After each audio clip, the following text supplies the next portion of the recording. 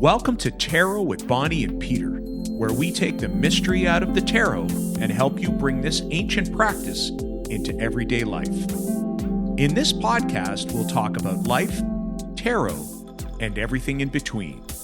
So grab your tarot deck, get comfortable, and start your journey to tarot with Bonnie and Peter.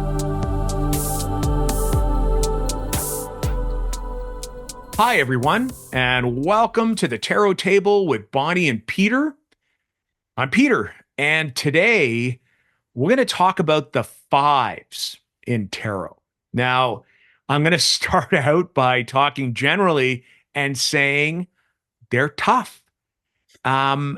Nobody wants to see a five when they're working with the tarot. These are cards that represent a challenge. Fives are often about loss.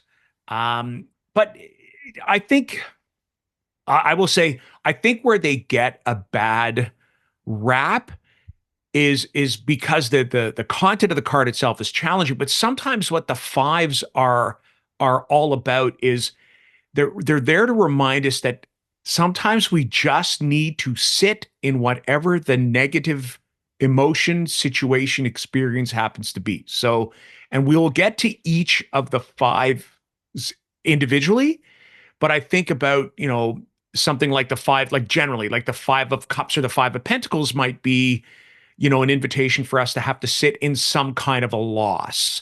Or the Five of Swords or the Five of Wands might be an indication that, we have to cut our losses for, something that is going on. So that concept of loss or challenge exists inside all of the fives.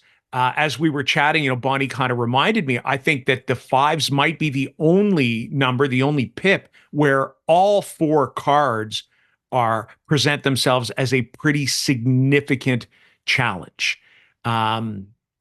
So I don't know what else to add because they sort of speak for themselves. I think people who are familiar with the tarot would be, the fives. The fives often get their own, they have their own reputation. Even the major arcana card that is associated with the Five of the Hierophant, often is also a card that is seen as orthodoxy and conformity and often societal rules that we don't want to follow, and sometimes has that either deficit mindset or that challenge that goes along with it. It can be a confronting card for some people, it can be a triggering card for others. So fives in general,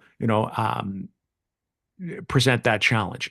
I don't know. Anything else that you would, maybe you disagree. Maybe fives are, are rose-colored glasses and a bouquet of flowers. Yes, that would be lovely. Yes, I have a very interesting relationship with the five. So we've talked about this in previous episodes. I love numerology, and my life path number is a 5. So, and I like to look at numerology through the lens of tarot. So I would be the Hierophant and all the fives. So the fives are my greatest opportunities and my biggest lessons. Well, when we look at the fives as opportunities, we're like, oh, interesting, because they're pretty difficult cards. But when I think about the fives, they're our greatest teachers, and we can learn a lot about ourselves when we look at the fives. So how do we act when we're presented with challenges?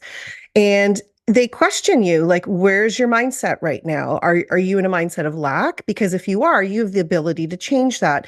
So, and what the 5 does is it challenges the stability of the 4. So if you think about the fours are all lovely and great because we're stable and we're secure. The 5 comes along and it disrupts that stability. And sometimes we need that in order for growth and expansion. So that's kind of like life lesson, right? Not everything isn't hunky-dory all the time. Like things aren't roses and bouquets all the time. And I think the way that we really learn and grow and expand and learn about ourselves is when we are presented with these challenges or conflicts or ways that we can look at situations from a different perspective. So I like to think of that as the teacher. And I think about the Hierophant as the teacher. The teacher goes out and they learn these concepts that can be quite difficult, esoteric, however you want to call them, they bring them back and then they teach the people about these. People can rebel when it comes to the fives because, they rebel against authority or whatever that is. So, because I am a five, I have to embrace that energy and know that the best way that I learn is through challenges and through these experiences that can be difficult, but that is probably for my greatest expansion. So that's how I'm going to look at the five. Yeah. Well, what a fabulous perspective. And I think it's a reminder to us that, and as you said, the fives represent the fact that life isn't always honky dory, but what can we learn from the challenges that are presented? You said one of my favorite, you referred to the Hierophant as the teacher. And I think I've mentioned this before. You know that in the Gaian Tarot deck that it's actually called the teacher, that the card Oh, I itself didn't is, know that. yeah, the card itself is actually referred to as the teacher. And I think just to maybe add on to what you had said, I think the reason why we find it so challenging and so confronting is that we don't want to be challenged and we don't want to be confronted, even when it's when it's somebody who is looking to teach us new things.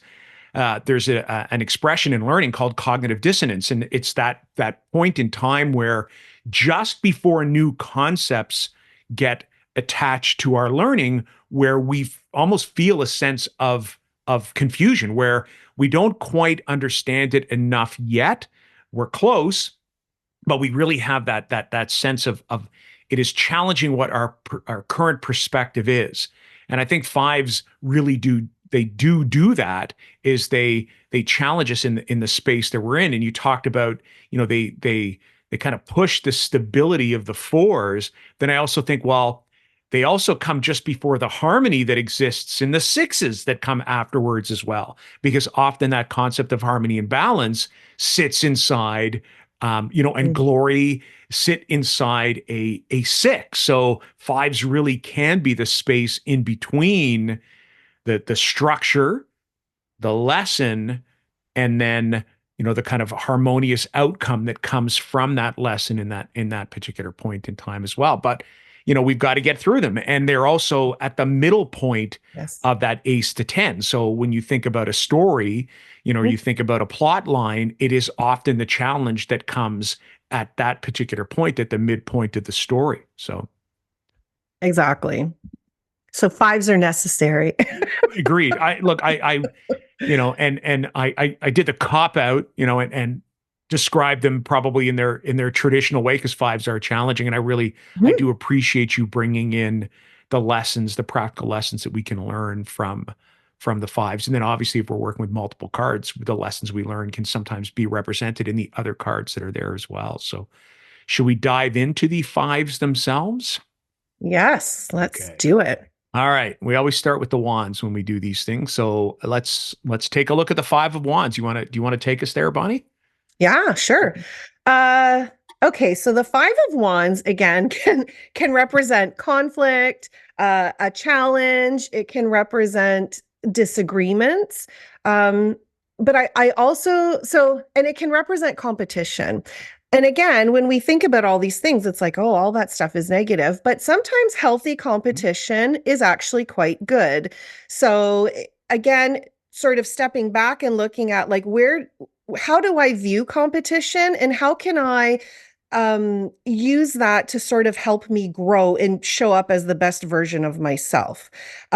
I also like this concept of like, you have five wands. There's a lot of fiery energy there. It's hard to pick one. So you're kind of in conflict as to like, I have all these things that I'm really excited about, but I'm so overwhelmed. I don't know how to pick one and move forward. So it could be that conflict that we experience in terms of just doing the things that we want to do. It could be how we work with other people. And I think what it does teach us is about sort of, again, like teamwork, working together with other people and not creating this sense of conflict, but also knowing that it's important to share your ideas and to have everybody share and their ideas, but in a way that's healthy, right? Not in a way that it can be super explosive. So yeah, that's kind of my view on the Five of Wands. I don't know. How would you think of the Five of Wands? Yeah, I would use a word that you used in two C words like conflict and competition to define the card. But I always, because I think, I talk about the fives in general, I always kind of put the Five of Swords and the Five of Wands kind of together, Mm, and the Five of Cups and the Five of Pentacles together. And the Five of Wands to me, because in some decks, I can't remember the deck, but in one deck there's like five like wolf pups or pups that are sort of rolling around playing with each other. That there's a level of competition, and a level of conflict, but it is small c competition and small mhm. c conflict. It's not, to me, this card Yes. doesn't represent major conflict that is going to result in some of the losses that we might experience in the other two cards. That's why I said, that Five of Swords has a similar kind of energy, that it's not necessarily massive, the representation of potential significant loss, like the grief that might be represented in the Five of Cups, or that sense of devastation or loss, that strong loss that might be represented in the Five of Pentacles. This Five of Wands, and I think it's because of the fire energy that you talked about, is, I think it sometimes can represent a situation that might be a win-loss situation, but that has the potential to kind of be a win-win-win-win-win with just a little bit more effort or a little bit more balance, right? Five things is hard to balance as well. I think about a juggler who would juggle two things or three things, but if you handed them five things, that's a significant amount of skill to be able to manage. And sometimes the Five of Wands is a call to have to just put in that little bit of extra effort to make it, to provide a balanced outcome to a situation. So, Mhm. and I do think, I say small c conflict, small c competition. And in some ways, other people might use language like this is healthy conflict or healthy competition that might be needed to move an idea or a situation, or a passion project, because we're talking about the wands, might be needed to move it forward. Yeah, like even challenging, right? Like you Yeah, of can have conversations with somebody that challenges them, but course. not in a demeaning way, Right. right? But that really makes you think differently or try to see it from Hmm. a different way. Yeah. I thought about a card that represents the Five of Wands. Again, I'm going by memory. I think this is what it is, but in the Trick or Treat Tarot, I think they're hitting a piñata. So if you think Right. about that, it's like everybody wants to Hmm. smash the Hmm. piñata. So there is this sense of competition, but at the end, everybody wins because the piñata breaks open and you get the candy. Yeah. So I think that's a really great way of looking at that card that, yeah, competition can be fun. I mean, Yeah. that's why people play sports. And Correct. so, Yeah. And the Five of Wands might be the reminder that competition is fun. That, it and it could you could see it coming up in a situation where we've forgotten that competition is a necessary part of the activity that we happen to be in. And it might be a reminder to say, listen, like, sure, there's conflict, sure, there's competition, sure, there's challenge, but it's, one of those three C's that are necessary for, the outcome of whatever it happens to be. If you play a sport, somebody, unless you're playing soccer or football, where there's a draw, somebody is going to come out the winner and somebody is going to come out the loser if the score is the only indicator of success that you're looking at. But if you broaden your perspective and look at other indicators to be indicators of success, growth in skill set, learning of something new, then you could view, what I was saying before, you could view the situation as a win-win-win-win-win. I used five wins because it's the Five of Wands. So, yes, I love that. And it sometimes helps you to be motivated to want to do of better. course. Yeah. And that can be healthy, it Yeah. cannot be. So again, finding where your place is in that. Yeah. But yeah, if we're Yeah. going to use it as a learning opportunity, Totally. then we can look at it as that. Yeah. And the fiery energy of the wands, I think, is helpful for this too, because it does really draw from that space of movement. So there Mhm. really is the invitation for us to be able to kind of bring our fire, to the game, bring our fire to the situation. So, yeah. Exactly. Yeah. So if you were going to use this card intentionally, what do you think you might use it for? Oh, you know what? So, I I like to sometimes provide a bit of an anecdote from a personal perspective. And just because I think I hope, anyways, it helps people to understand, in your normal everyday life where you might see this. So I think I don't know if I've mentioned in the past, but I've taken up tennis as a brand new sport for me, and it's not.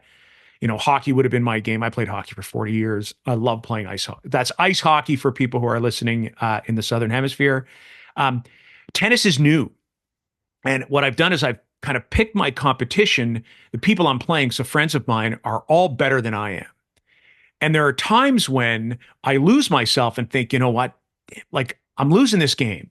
And then I'm like, I would and should and am going to, pull out the Five of Wands to remind myself that what I'm doing is increasing my skill set, that the competition is actually healthy for me, because if my goal is to be a better tennis player, then it is helping me achieve that goal.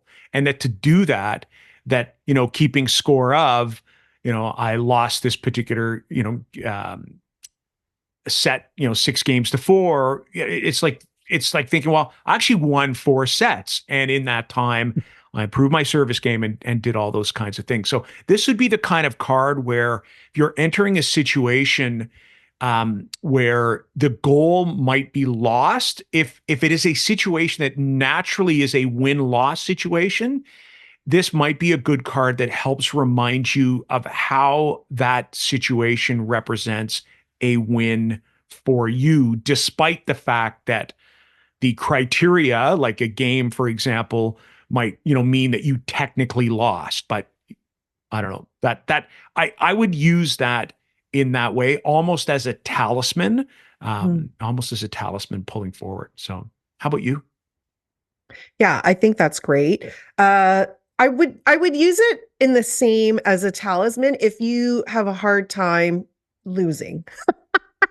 So some people that are sore losers, right? A lot of us, like, we want to win, and if we don't win, then we just don't want to play. So if you feel this connection to, like, sometimes I just don't want to do it because I know I'm going to lose, then you sort of miss out in the fun of doing something, right? You're And if talking to you somebody whose board game collection or a part of it is visible over his shoulder. So the idea of playing with the intention to not necessarily win or lose, I completely understand that as a board game tabletop geek. I totally understand that. Well, what I was going to say is actually, and I'm surprised you didn't say this because I know your love of board games, but if you wanted to plan a night, like a board game night, or, Pictionary with your friends, or, something fun, even, like those card games, you kind Mhm. of, sometimes they're adult inspired, like Cards Against Humanity or Yeah. whatever they're called, but there's, family versions Mhm. of those. And you wanted just to plan a fun night, then, again, using your card and being like, okay, like, what are some ideas? Help me send out an invitation, like, kind of already planning a night of fun where competition is involved, but in a way that's, fun for everybody. Mm-hmm. Yeah, no, that's a Oh, great idea too. Great idea. The idea of, including the image on an invitation, which we have talked about before when we were talking about the idea of 3 of Cups too, right? So yeah, great yeah, idea. for sure. Great idea. I'm thinking a tarot card. One day, Peter, maybe I will create a tarot deck, but I'm thinking for the Five of Wands, it Yes, would be like please. people sitting around playing a board game. Yeah, Hello. right. That would be I a think fan. that's it, right? Yeah, totally. Yeah, it would be and I'm surprised I hadn't thought of that before, because like I'm a huge board game fanatic with a collection that exceeds 100 board games. I'm surprised I hadn't thought of that, because that's the exact kind of concept that the Five of Wands represents. So, wow. Mhm. There All you right. go. Shall we move? Okay. Shall we move on to the next five? Five of Cups. Do you want to tackle that? Yeah, I will. This is a card. Often thinking, and then I always think about the traditional meaning, the idea of things like grief, which is a word that often comes with this card.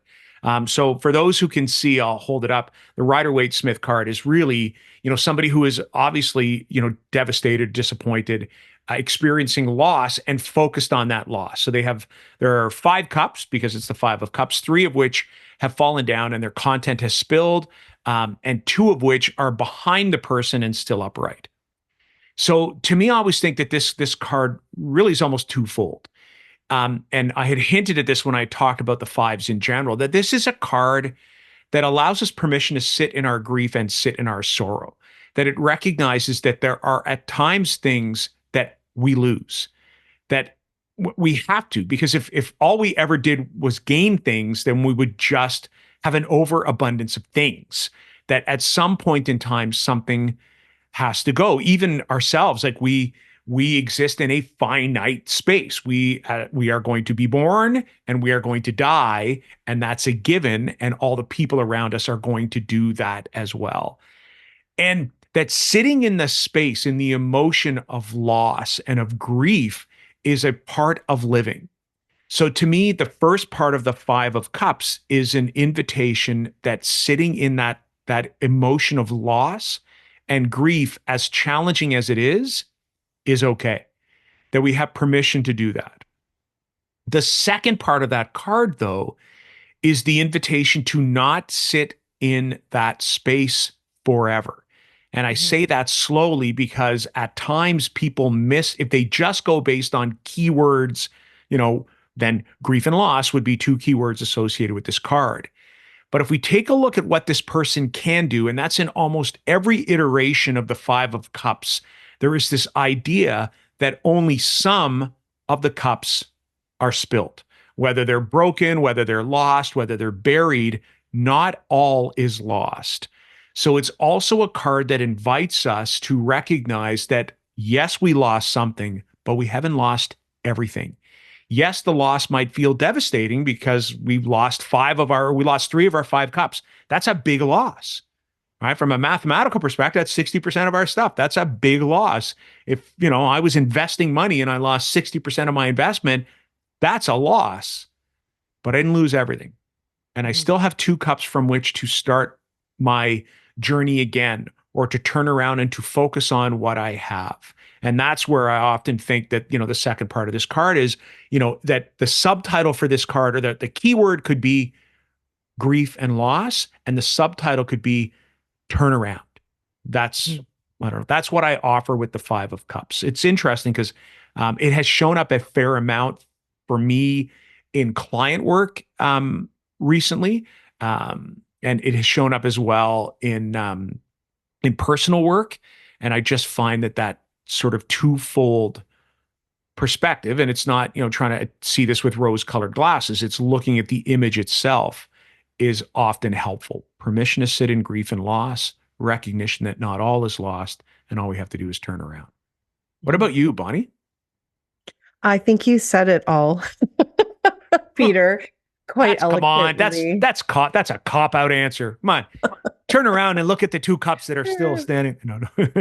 Yeah, no, I do. I think it's yes, you can see it in two ways. Some people don't deal with grief, almost, or anything that's causing them sadness or sorrow, so they try to just move on right away. Right. And I think this card is a permission. So if you have that tendency, again, this is how we can see the five as a teacher. Mm-hmm. How do you deal with things that are upsetting? Do you give yourself the time and the permission to sit with it and to get support that that's a difficult thing to do.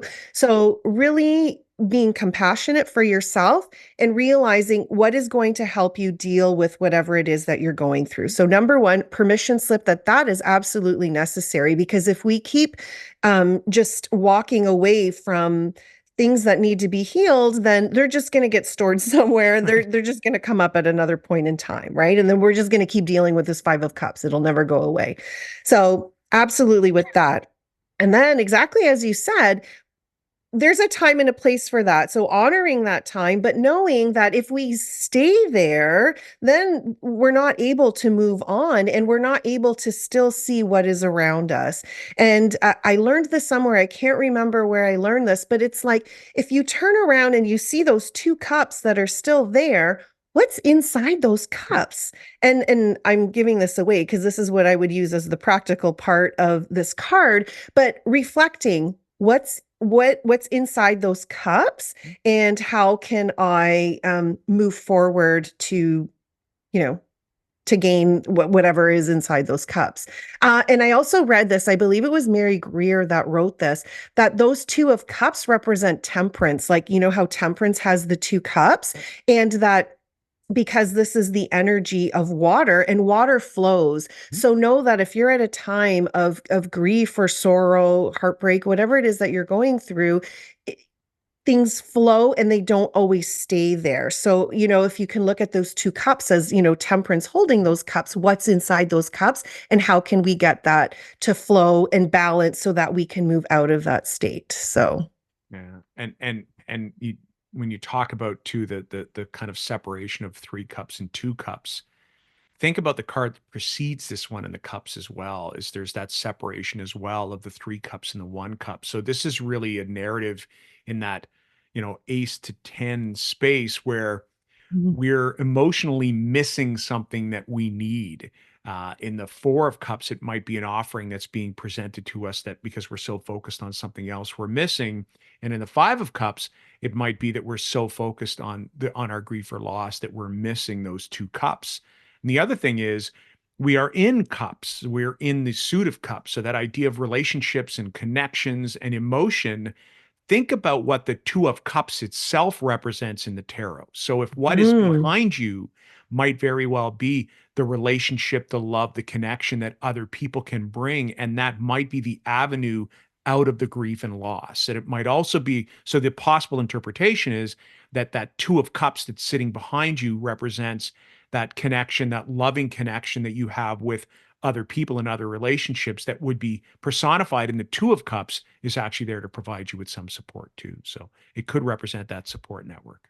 Such great insight, Peter. I look at that card differently now because it's true. It's just support that's behind you. So Behind you. what is represented by those two of cups? Yeah, it could be the two of cups. Like who's your person? As your person. What's that thing that's going to help to support you? I Yeah. love that. Yeah. Thank you. Well, you're welcome. But it was you who reminded me of that as an interpretation as you were kind of talking about that too, right? So this is the whole point of that two-person podcast as we start. This is why we Right? record This our is why, that's right. conversations. That's exactly it. That's exactly it. Well, and it's Because why if we we were encourage, talking about totally, this, right? we'd be like, oh, I should have recorded that. Totally. And we said this before, like that the for those of you that are, kind of looking and studying the tarot, well, and we had mentioned this in a previous episode, trying to find like-minded people and opportunities to be able to have these discussions really do help solidify and bring out different meanings. So it's not that was a new interpretation for me. It's just that as soon as we had this conversation, it brought out, yes, I remember that now, that, that four of cups, five of cups linear trajectory that happens and the things that are left in the background, because that's it. They're the only two cards in that sort of in that pathway that have that idea of something in front of me and something behind me. I think of the Eight of Cups. The Eight of Cups, everything's behind me, right? I'm basically abandoning ship, and moving down the new path. But here with the four and the five, it's a little bit different. So that Five of Cups, that's there. Mhm. And yeah, and you said, yeah, where's my person? Where's my support network? And it could be a person or it could be a network, but it's one that's heart-based, right? It's one that sits in that space of cups. So Yeah, yeah. exactly. Yeah. So how I kind of gave mine away already, but how would you work intentionally with the five of cups? Yeah, I don't know. I thought about this one because I know we talk about the idea of intention. That this would be one I I I would probably be looking. I I I don't know. To be honest with you, I don't. I'm trying to think of a practical way that I might use this card. And this one would be hard because I would probably look at drawing on. So this would be if this card were to come up and I knew what situation it was referring to, I would probably look at what other cards represent the support. Mm. It might cause me to reflect a little bit on that idea of what is behind me. So it might send me to a journal or a journaling activity or reflection activity where I'm thinking, okay, where am I experiencing this significant loss? And then how is it that A, I can move forward by, looking at what I still have, and B, how Mhm. can I look for some support? So it might represent something like a journaling prompt, or, for me, sometimes that's an oral, like a spoken journal, but I don't know. So Mhm. Yeah, that's all I've got for that one. That one was a hard one from a practical perspective. I wish they were all easy, but they're not. What about you? What about you?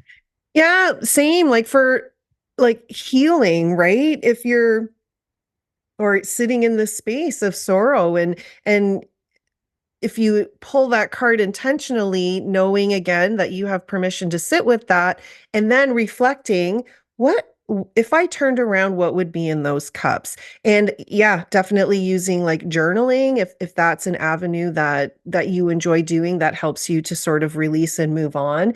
And use that for introspection as to, okay, I've sat here with this, Mm. and now I'm curious, and you can even close your eyes. What are in those cups? And see, kind of like you were talking a few episodes ago about dialoguing with the cards, Yes. right? Maybe asking, the figure that's in the 5 of cups, hey, what's inside the cups? And have them tell you what's inside the cups. Yeah. Or using activity like going into the card, like entering the card and Yeah, peeking like into the path cup. working. Exactly. And seeing what's there.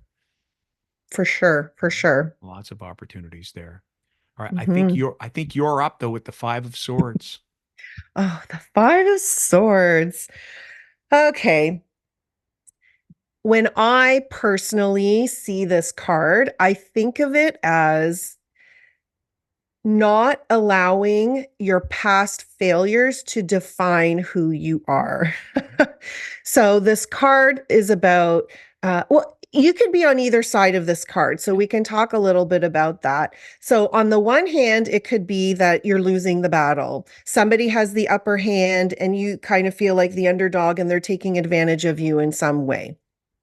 You could be the person who has the upper hand. So this could be an opportunity to be looking at, oh, okay, so how are you using your words? And again, this is the Suit of Swords, which is air, communication, how we talk, what we think about. So how are you speaking to other people? Are you speaking to them in a way that could make them feel like they're defeated, or how are other people speaking to you, and how are you, processing their communication style? So anything kind of to do with like arguments or conflicts again. It could also be about like, how important is it for you to win that argument, right? Sometimes, and again, I've heard this from many different people in the tarot community. Like, you can win the battle, but you've lost, or you win the fight, but you've lost the battle, kind of thing, or you lose your friend. Like, Mhm. you have to argue to the point that you're like, no, no, this is the way it is, and then now nobody wants to be friends with you because you're so argumentative. So again, as a teacher, where do we sit inside the 5 of Swords? Are we the one who are giving all our power away? That's how I am. It's like, oh, I failed at that in the past. There's no way I'm going to do that again because I don't want to fail again. And sometimes we hold on to these past experiences and we allow these fears to take over. But sometimes some people are really like all about the argument and winning the argument. So this could be a time to step back and be like, maybe I don't have to have the last word all the time. And knowing when it's okay to just walk away, right? The other thing I think about this too, from my perspective, is like kind of fighting my own inner demons. So I always bring the tarot back to me. It's like, how am I allowing these fears or these things that I think about or these thoughts to hold, to take over? Like, they're winning. If I'm allowing my fear to take over, my fear is winning. So how can I stand up and deal with the fear that prevents me from moving forward? So Wow. there's a lot in there. Yeah, yeah. And I wonder whether it sounds like you've done a lot of work with the fives too. If fives are your number, because like Well, I they don't. come up for me a lot. I'm not gonna lie, Well, but because you had also said too that you're a five from a numerological perspective, right? I yeah. I don't know what else I would add. The only like when I sometimes look at the five with this card, because as you said, fives or sorry, swords are often about our thoughts, the mental processes. The only other thing I think about with this card is one person has all five swords. and the other people that are in, and that's in most iterations of this particular card, shows an imbalance of swords. So I think of two things. The first is I think of the idea of mental resources. And as you had mentioned, you can be on either side of the equation here. You could be the person that is using up all the mental resources in a particular situation. So it might be you're the person who needs the last word. So you're taking all the words, all the best words. I got all the best words.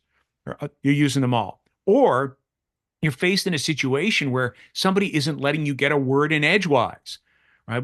They have all the words. And think about that. Even that language, edgewise, a sword has two edges. And we think about what the edge of a sword can do. They can cut. So, this is a word, these are words or an argument that may have a cutting nature. And Mhm. as you mentioned, Bonnie, it's like, well, is this worth it? Is this, to use another expression, is this the hill that I want to die on? Like I don't, or can I walk away from this?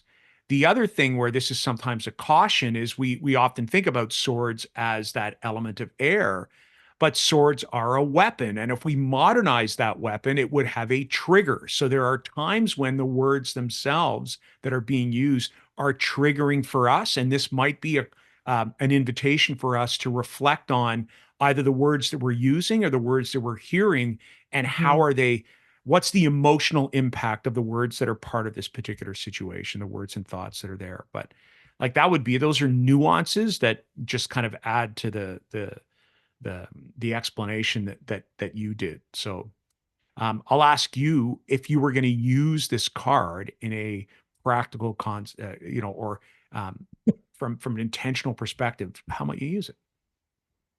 Yeah, this one's tough because I this think is all the quite fives are tough. a triggering card. I think for me, if I wanted to feel courageous in a way, I think I would want to naturally turn to strength.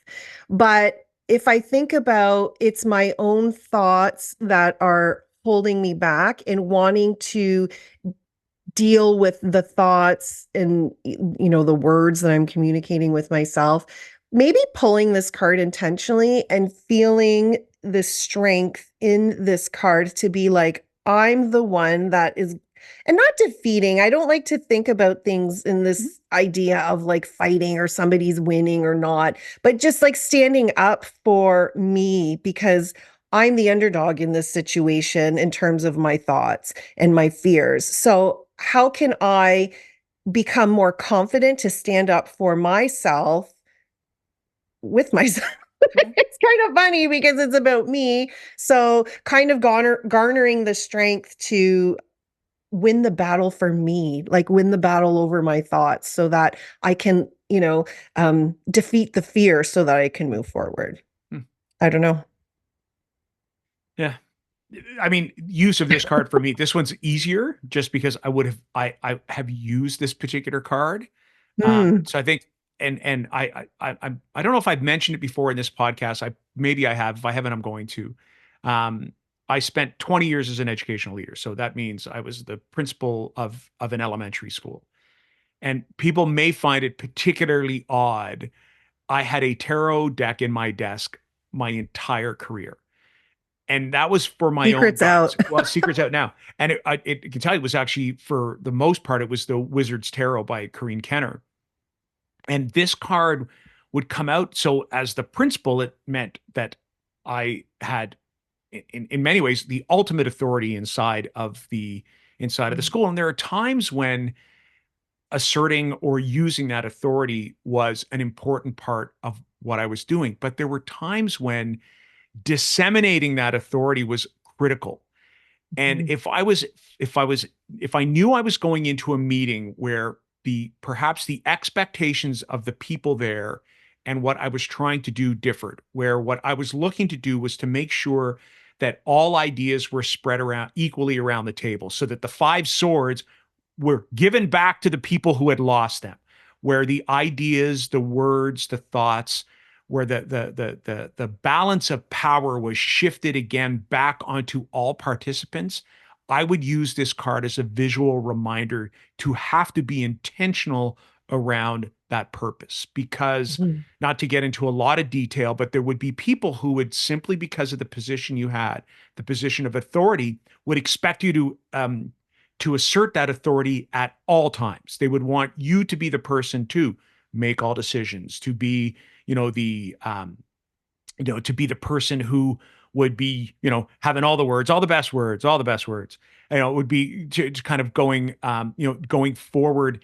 And that isn't always the best position to be in leadership. So I guess to apply to a situation would be like, if you're going into a space where or you have facility where you could dominate a conversation or dominate an experience, this may be a card that says to you, you would be better served to spread out the authority, the participation through word, through thought amongst the people who are there. So yeah, just again, to talk about from a personal anecdote, this is one that I would have used probably not as often as I should have, because I would have been okay also using all the words in a meeting, but I definitely can remember using this for sure, for sure. So that's how I would Yeah, like allowing everybody to have their say, they're saying, right? Which right. is Yeah, because the Five of Swords is almost the opposite of that. It is somebody taking all the say and keeping it for themselves. And by the say, by the words being represented by the swords that are in the image of most cards. That's Mhm. that's how it would go. Yeah. That's fantastic. Such great insight. But more the inside, they're going, wow, principal that had a tarot deck in their desk. Oh, yes. I think that's genius. My entire, I mean, I would never use it. I was always using it for my own personal guidance, and because of the connections that I would have had with the tarot. And even at the time I started doing that work in 2004 or 2003, I would have had a long history with it already. Mhm. But it was, kind of a good sort of mentor almost for me at times when I could ask for no one else around mentorship. There's only one principal in a school, so the tarot was a good guide. Anyways, I think That's amazing. we've gone to the Five of Pentacles now. We saved the best. Yes. You ready to tackle this one? Yeah, look, I will. This is another challenging card. Did I get both? Did I do the cups and the pentacles? I did, didn't I? Yeah, okay. It's Um, payback because on a previous episode, I had the three of cups and the okay. three of no, I don't know, but I had something You had a that was couple. That's as okay. easy. I don't mind. So again, right? This. I would probably approach this in a very similar way from a very different perspective than the Five of Cups. So the Five of Cups. So again, I'm holding the card up for those who can't see it. Pretty easy, to go and Google Five of Pentacles, Rider-Waite-Smith. But it's two people who look like they're very desolate, very much in need of support, who are walking, in what appears to be a snowstorm as well, snow falling from the sky, snow on the ground, uh, head bent forward, like really facing, the earthbound elements, the what might be wind and might be snow, in a situation that looks extremely bleak. And right away, when I think of that, I think of the loss that we see in the Five of Cups, except we Mhm. experience this in the world of Pentacles. So we might experience this in health, in routine, in wealth, in resources, in our day-to-day work. And this sometimes represents a situation where loss, um, or diminishment of resources, or challenge, the wind and the snow coming at your face, and that inability to move forward might be presenting itself.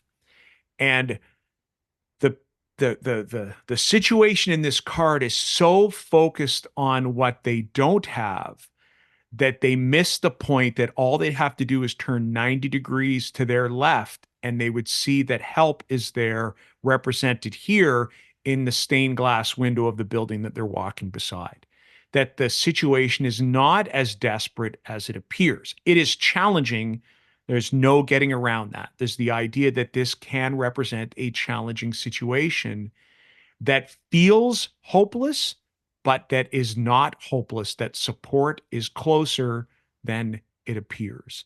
That's kind of where I'd go with the Five of Pentacles. So that's probably a more traditional approach to it as well.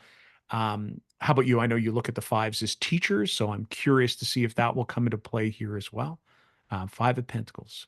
Five of Pentacles. Yes. I do see it in a little bit of a different way. And I think we've had this discussion before where when I see the Five of Pentacles, I think about the mindset, but the mindset of lack. So we know that the swords are about our thoughts that we think.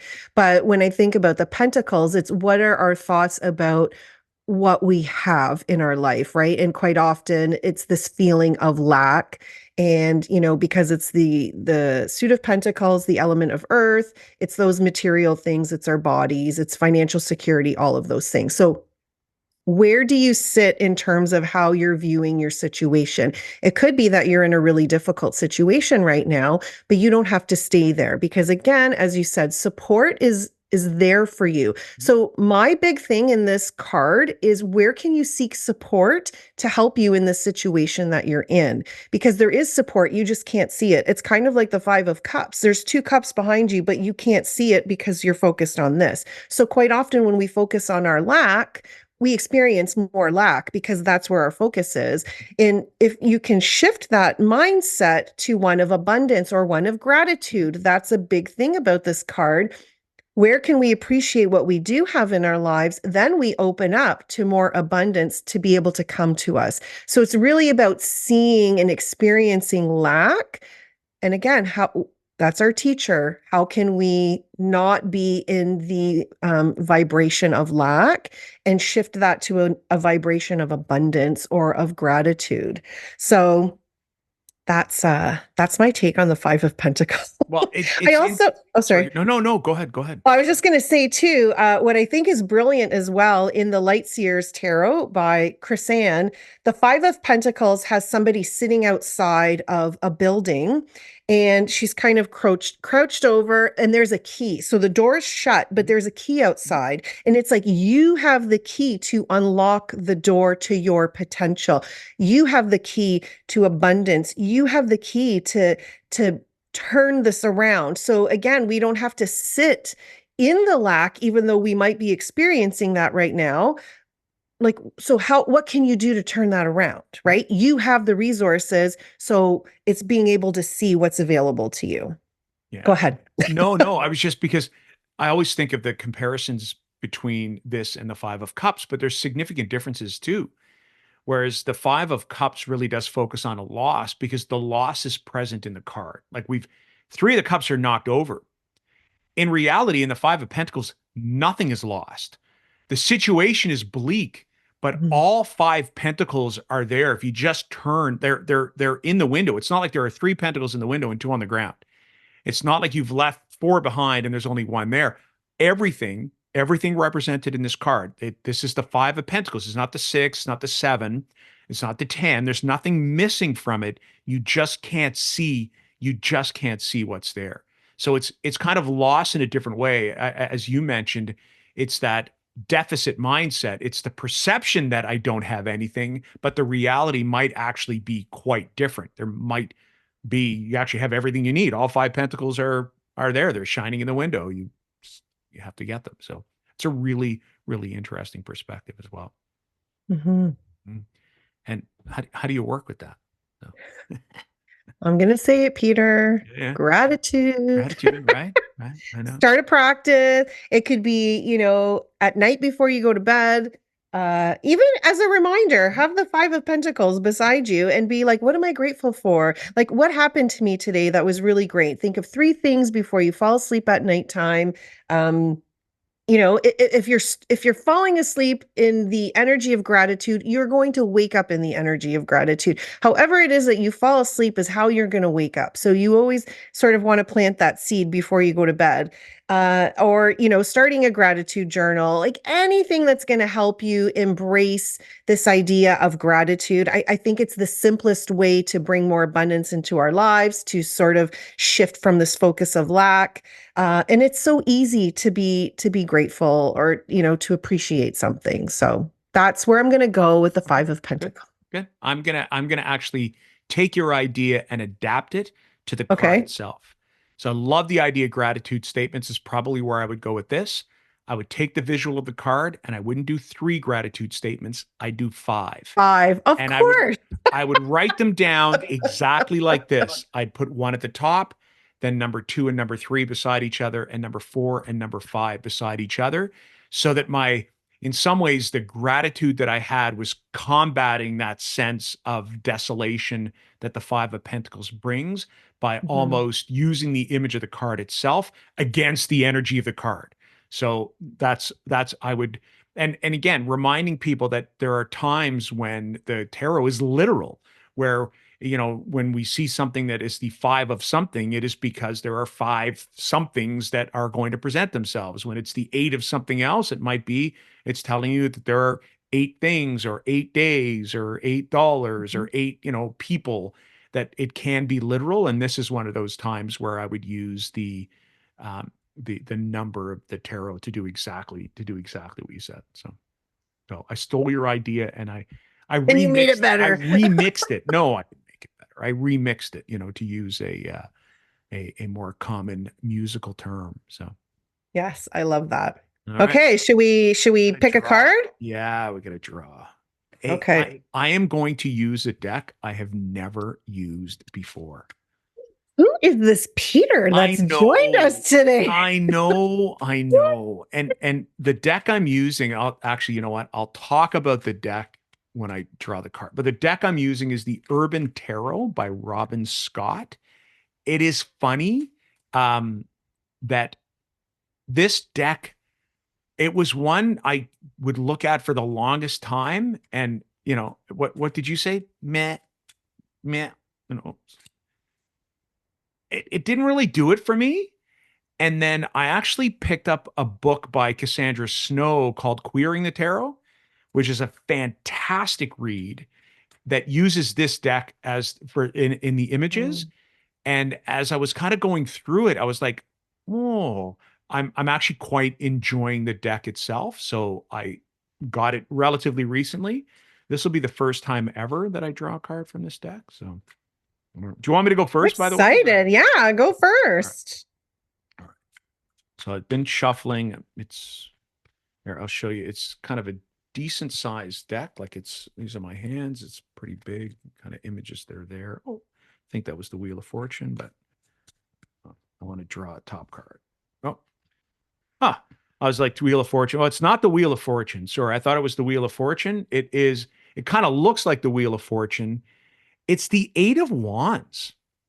Ooh, So the whole deck is sort of that's based. beautiful. Yeah, it really is. Actually, it really is. So for those who are unfamiliar with the Rider-Waite Smith deck, that's just 8 wands flying through the air. And what it reminded me of, so this has the title Swiftness. And I think I Mm. might have spoken about this. I might have actually drawn this card before.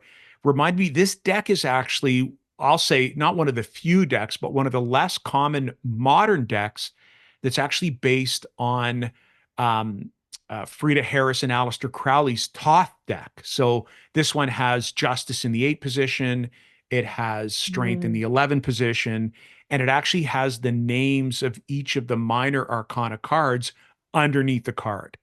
So Crowley's title for the Eight of Wands is Swiftness, and I always think, it's one of the easiest cards I think to interpret, because that's literally what it means. When you're looking at the Eight of Wands in whatever iteration it happens to be, it is a card of movement, and it is usually a card that refers to quick movement forward. So any question, excuse me, that you're focused on, if it's like, oh, I don't know, where my position might be. I'm looking for a new job, and then the Eight of Wands comes up. My question would always be, is there the possibility that this job might be something that you need to actually move away from, or move, quickly to another location? You need to fly somewhere, because sometimes, they're flying through the air. And in this iteration, the 8 wands make up 8 spokes of what looks like a bicycle with a basket in the front. And the person who's moving pretty quickly, their Mhm. kind of red cape is draping behind them. The wind is sort of pushing them forward. And even the fire that you can almost see the orange reflection of the bike in the sun, looks like it's projecting forward too. So when I see this card, I often ask myself, or I ask someone, where is movement needed? Or where will fire-based movement, so fiery movement, passionate movement forward. If it's about a project of some kind or work, what is needed to be able to move this forward, or the project actually needs some kind of forward momentum to move it forward. So that's often what I think of. I'm glad that the title came up, swiftness, because it really is one of those words that describes this particular card quite well. So, what about you? Anything to add with my interpretation of the Eight of Wands? Yeah, I always say this. I should just pre-record this and push the button. But yes, I agree with you. Everything you said. The only thing I would add, which I think you already mentioned too, is momentum. Yeah. So when I see the Eight of Wands, I'm like, okay, there is a lot of energy behind whatever it is that's going on. And even if you can't see it yet, it's happening. So don't discount the momentum that's already been started with whatever it is that you're talking about. I also see it as a signal, as a yes card, like go for it. Like if there's something that you're wanting to do, the energy is here. There's 8 wands that are ready for you. Take advantage of this, the swiftness in this opportunity, and just do it. It's funny that you said flying. I also see it as it could be a trip, like you're actually flying somewhere. And quite often, I always have to listen to my intuition, because if I'm doing a reading for somebody and this card comes up, I explain the idea of like taking action, and there's a lot of momentum, there's a lot of things going on. And I'll be like, are you going on a trip? Because this could be, or are you thinking about going somewhere? Because this can sometimes be a sign that you'll be, and all the time. Yeah, I have a trip planned, or, oh no, I'm thinking about going to Mexico. So it's so funny that when I bring that up in a reading, it usually they're like, yes, I am. I'm going on a trip, or I'm thinking about it. So that's like my flying card. It's like, oh, maybe you're gonna go on a trip somewhere. So I love the momentum in the Eight of Wands. It's quite a like go for it card. It So totally is. And I'm glad you mentioned that whole idea, the resounding yes, because again, sometimes if people work with that yes no concept, using the tarot for a yes no, yeah, if the Eight of Wands came up, it'd be like, yeah, that's it. go That's a for it. clear, yeah, kind of go for it card. So, yeah. Yep, Yeah, for thank you. sure. We always do that. We say, "Oh, I agree 100%." But we always have something to add too. So I think it's because our perspective on the tarot is primarily the same, but then also has sort of different influences. So I love what you add to the interpretation. So And that's mutual. So I love you. I love you. I love when you add your interpretations yeah. to, yes, to Yeah. the insights that I bring What also. what deck are you using today? So I'm using the Dreamkeeper's Tarot by Liz Houston. Okay. I love this deck. I've talked about this on previous episodes, and I already shuffled my cards and I pulled my cards. So it's funny. This card is quite similar to the messaging in your Eight of Wands. Oh, okay. So this is a major. It's the Oh, Chariot. Chariot. Yeah. Yeah. Yeah. So Also a and beautiful deck. it's beautiful. Yeah, this deck. So it has this sort of female figure, and she's kind of rising above 2 horses. So there's a white and a black horse. And the horses are sort of coming together. So the chariot for me is kind of bringing opposing forces together so that you can move forward. This card means a lot to me in so many different ways. So again, this card too gives me the message of, if there's something that you're wanting to do, this is the permission slip to go for it. It's also about leaving your comfort zone. So a lot of times what's depicted in this card traditionally is somebody's in a chariot, they've got their sphinxes or their horses in front of them, and there's usually like a city or a house or something that they're leaving behind to go forward. So I see that as like leaving your comfort zone. You're leaving your home and you're going in pursuit of something that's exciting to you. It could be a challenge. And for me, again, fear comes up all the time for me. So when I see this, like using opposing forces, it's like, oh, I might be scared to do that, but I need to harness, like I need to use the fear and I need to use the excitement to help me to move forward. So not allowing one to take over. And I think with the chariot, sometimes we get caught up in like, oh no, the path, I need to figure out which path I'm going to go on. But the chariot says it doesn't matter which path you take. Ultimately, you're going to end up in the same spot. So go for it. Don't be afraid to move forward with vigor. And it doesn't have to be fast moving. So a lot of times people see the chariot has to be fast, but on another deck, it's a snail. Actually, it's a woman, and she's, the snail is her companion. So it can be slow moving, but what's important here is that you take action and you actually do move forward in pursuit of whatever it is that it could be a self-discovery journey. It could just be something that you're excited about, or going away to university, or starting a new job. Like anything that you're in pursuit of, you have that, green light to go for it, and don't let anything stop you. There you have it. Yep. And again, right, agree 100%.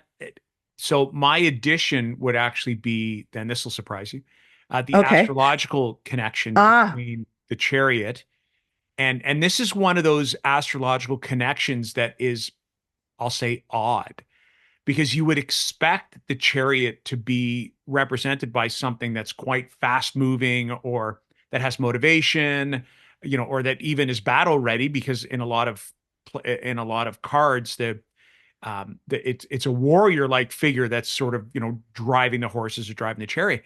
But the astrological correspondence is Cancer, is the crab. And I always Mm. think that the reminder is that the crab does two things: that even though the crab moves, it brings its home with it. So that there's almost that sense of groundedness to, your own space when you are moving forward. So you use the idea of, somebody going off to college or university, and it would be making that trip, but not forgetting the connection to the home that you bring Mm. forward. Um, and then the other thing is the crab itself, which is the representation, the animal representation, the symbolic representation, the glyph representation of Cancer in astrology. And what I often tell clients when I'm working with them is that although the overall journey is forward moving, the day to day or minute to minute movement may not be. That it might Mm. be moving, when I think a crab that goes from, the sand into the water, it eventually gets there, but sometimes it moves sideways, sometimes it moves forward quickly, Mhm. sometimes because a predator's there, it hunkers down into its shell, gets there eventually. And although the ultimate movement is forward, sometimes the little snippets of movement are not necessarily always forward oriented. So that's it. So I would add the astrology, but I think the link to Cancer in the chariot is an odd one. It's not an obvious one, as opposed to like strength in Leo. You're like, oh yeah, of course. There's even a lion in the in most of the iterations. The chariot and Cancer are a little bit odd. That's what I would add. So that's it. Yeah, that's fantastic. I love that. Mhm. All right. So if people are looking for you, Bonnie, where can they find you? They can go to my website, which is breathewithbonnie.com. You can see all the things that I offer there, readings, meditations. If I'm doing any special events or classes, I'll have that posted there. You can also follow me on Instagram at Breathe with Bonnie. How about you, Peter? How can people find you? Well, Peter White Tarot. So that's peterwhitetarot.com for my website. That's Peter White Tarot on Instagram or on Facebook. Yeah, the website's a great place to go and check out what I have to offer. Same, consultations. I have some courses. So if you're interested in the astrological correspondences I just brought up with the chariot, I cover that both in my small amount of my beginner's journey, but go pretty deeply in it in my courses that both focus on the minor arcana and the major arcana. So yeah, go in and check that out.